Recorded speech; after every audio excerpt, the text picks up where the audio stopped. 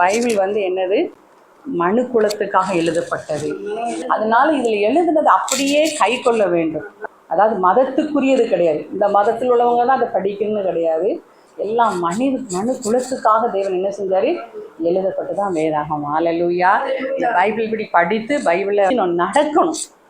நடக்கும்போது நிறைய அற்புதம் நடக்கும். உங்கள் வாழ்க்கையில் நிறைய சாட்சி இருக்கும். ஆண்டவருடைய வசனத்தை பின்பற்றி வரும்பொழுது நம்ம நிறைய அற்புதத்தை என்ன செய்யறோம், பெற்றுக்கொள்ளுகிறோம். கற்பனையை கைக்குள்ள என்ன செய்யக்கூடாது, ஒரு நாள் மறந்து போயிடக்கூடாது.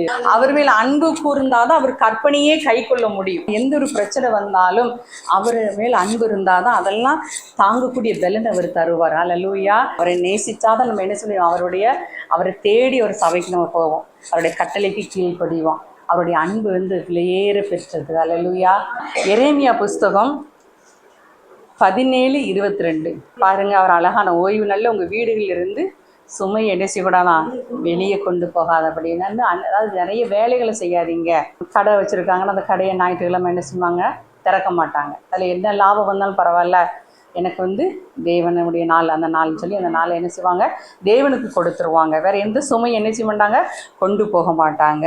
அது தேவனுக்குரிய நாள், பரிசுத்த நாள், அது ஓய்வு நாள், தேவனோடு நம்ம சார்ந்து இருக்கிற நாள்.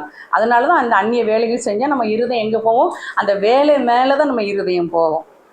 அதனால தான் தேவன் வேண்டாம், நீங்கள் என்ன செய்யுங்க, அந்த ஓய்வு நாளில் பரிசுத்தமாக்குங்கள். இதெல்லாம் தேவன் எச்சரிக்கையாக நமக்கு சொல்லியிருக்கிறார். அல்லேலூயா.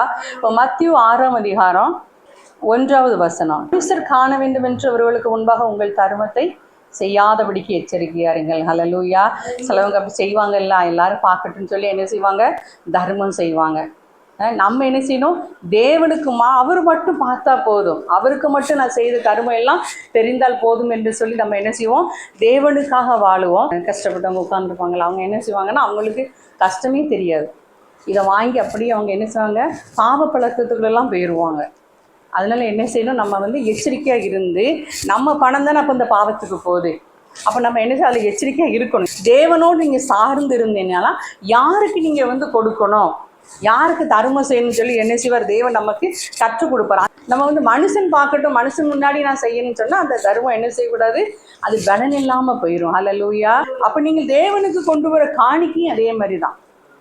தேவனுக்கு நீங்கள் உற்சாகத்தோடும் மன சந்தோஷத்தோடும் ஆண்டவருக்கு நம்ம தேவனுக்கு கொடுக்கணும்னு சொல்லி என்ன செய்வோம், கொண்டு போய் கொடுக்கும் பொழுது அது நமக்கு ஆசீர்வாதமாக இருக்கணும். அல்லேலூயா. அது உங்கள் இருதயத்திலிருந்து வரணும், நம்ம உள்ளத்திலிருந்து அந்த ஆண்டவர் கொடுக்கணும் அப்படின்னு. அவர் எவ்வளோ பெரிய தேவன், அவர் ஐஸ்வர்ய சம்பன்னர்.